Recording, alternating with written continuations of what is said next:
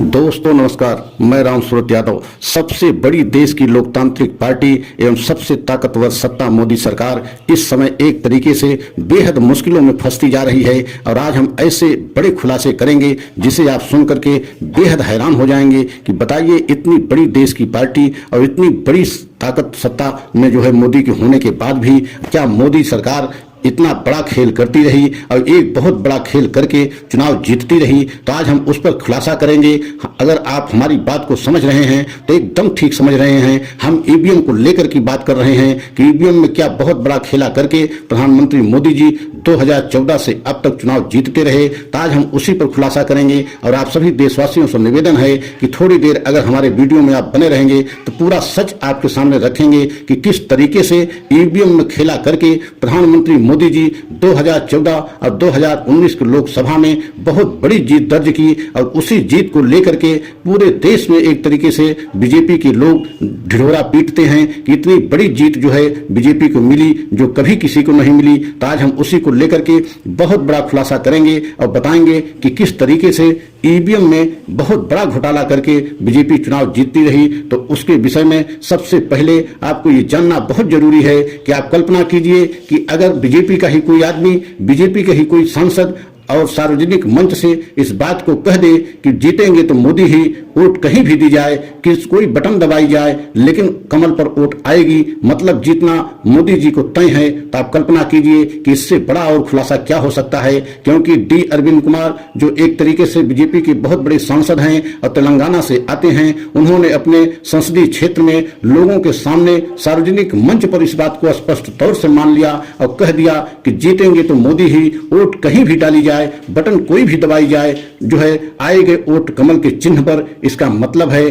कहीं न कहीं बहुत बड़ा खेला जो है ईवीएम को लेकर के हुआ है। और आपने देखा है कि 2019 के चुनाव से पहले बहुत सारी जो है ईवीएम मशीनें, मतलब लाखों की संख्या में ऐसी मशीनें जो है आई और कहां से आई उनका कोई लेखा जोखा नहीं। उन मशीनों को किसने खरीदा, वह मशीनें को किस तरीके से जो है चुनाव में उपयोग में लाई गई, मतलब उसका कोई लेखा जोखा न तो चुनाव आयोग के पास है और न ही किसी तरीके से देश की सरकार खरीदी। तो आप कल्पना कीजिए कि आज हमारे देश में ईवीएम मशीन को लेकर के बहुत सारे सवाल उठाए गए, खासकर विपक्ष की पार्टियों द्वारा 2014 से सवाल उठाते रहे, लेकिन उनकी बातों पर चुनाव आयोग कभी ध्यान नहीं दिया और न बीजेपी मानने के लिए तैयार हुई। अभी कुछ दिन पहले एडीआर एक ऐसी संस्था है जो चुनाव आयोग पर नजर रखती है और यह ध्यान देती है कि हमारे देश में चुनाव एकदम पारदर्शी और निष्पक्ष हो रहा है कि नहीं हो रहा है। तो वही एडीआर संस्था अपने तरफ से एक जो है याचिका दायर किया सुप्रीम कोर्ट में और यह कह करके दायर किया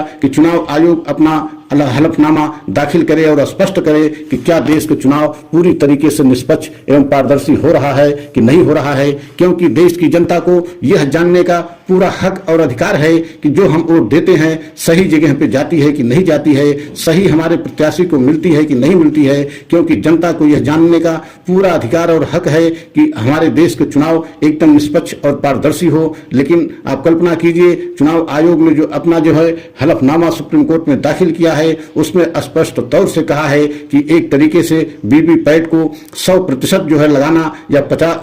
पूरे 100% वीवीपैट लगाना, कि मतलब जो भी देश की जनता वोट डाले उसको तुरंत उसके सामने वो पर्ची आए, देख ले कि किसको वोट डाले हम, उनको मिली कि नहीं मिली। क्योंकि 7 सेकंड के लिए वह पर्ची दिखाई देती है तो वह यह काम 100% कर पाना संभव नहीं है और वीवीपैट में कहीं न कहीं एक तरीके से कमी की गुंजाइश है, मतलब उसमें पूरा एक तरीके से पारदर्शी और निष्पक्ष नहीं माना जा सकता है। तो आप समझ सकते हैं किस समय सुप्रीम कोर्ट में भी ईवीएम मशीन को लेकर के मामला चल रहा है। हो सकता है कि आने वाले समय में बहुत बड़ा फैसला सुप्रीम कोर्ट ले और ईवीएम मशीन को अगर बैन कर देता है तो आप समझ सकते हैं कि बीजेपी के लिए बहुत बड़ी मुसीबत हो जाएगी। क्योंकि आपने यह भी देखा है कि पूरे देश में ईवीएम मशीन को लेकर के पूरे देश की जनता में एक तरीके से संदेह की स्थिति बनी हुई है। शिवसेना प्रमुख उद्धव ठाकरे ने अभी कुछ दिन पहले ही बहुत बड़ा आरोप लगाते हुए अपने सामना में लिखा था और कहा था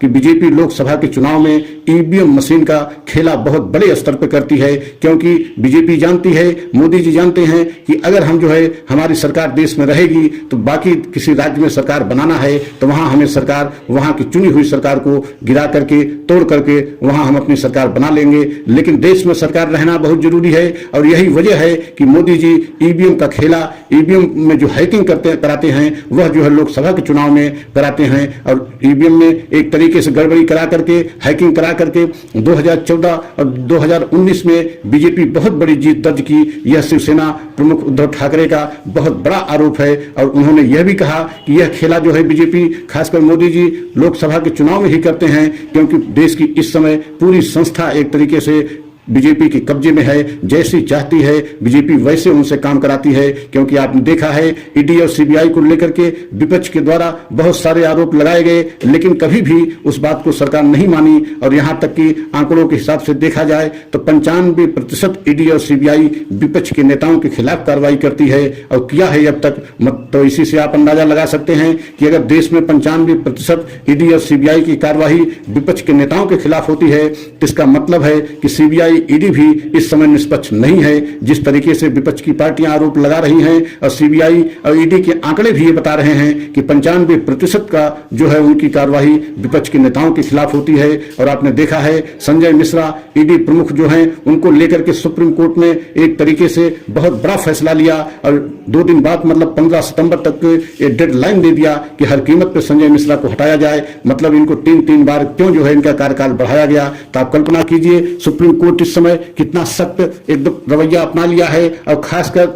मोदी सरकार के लिए कि मोदी सरकार के जितने फैसले किए हैं वो सारे फैसले एक तरीके से सुप्रीम कोर्ट में एक तरीके से संदेह के दायरे में हैं और आने वाले समय में इसी तरीके से ईवीएम मशीन को लेकर के भी जो मामला चल रहा है, हो सकता है कि ईवीएम मशीन 2024 में अगर बैन हो गई और बैलेट पेपर से चुनाव हुआ तो आप समझ सकते हैं कि सबसे बड़ी समस्या बीजेपी को होने जा रही है। तो बीजेपी के लिए आने वाले समय में बहुत बड़ी समस्या होने की स्थिति बनती जा रही है, क्योंकि बीजेपी को अब लग रहा है कि आने वाले समय में सुप्रीम कोर्ट ने बहुत बड़ा अगर फैसला लिया, ईवीएम को बैन किया, बैलेट पेपर से चुनाव हुआ, जिस तरीके से सारे आरोप लगाए गए और खासकर उद्धव ठाकरे के द्वारा और एक तरीके से बीजेपी के सांसद के द्वारा यह स्वीकार करना कि जीतेंगी तो मोदी ही, वोट किसी को डाली जाए, बटन कोई भी दबाई जाए, तो इससे पूरी तरीके से स्पष्ट हो गया कि ईवीएम मशीन में बड़े स्तर पर खेला होता रहा और यह खेला बीजेपी खासकर कराती रही। और 2024 को लेकर के विपक्ष के इंडिया महागठबंधन भी सतर्क हो गया है और इस समय सुप्रीम कोर्ट भी सख्त रुख अपना लिया है। तो आने वाले समय में बीजेपी के लिए बड़ी मुश्किलों का सामना एक तरीके से करना पड़ सकता है। तो अगर हमारा सच सभी देशवासियों को अच्छा लगा हो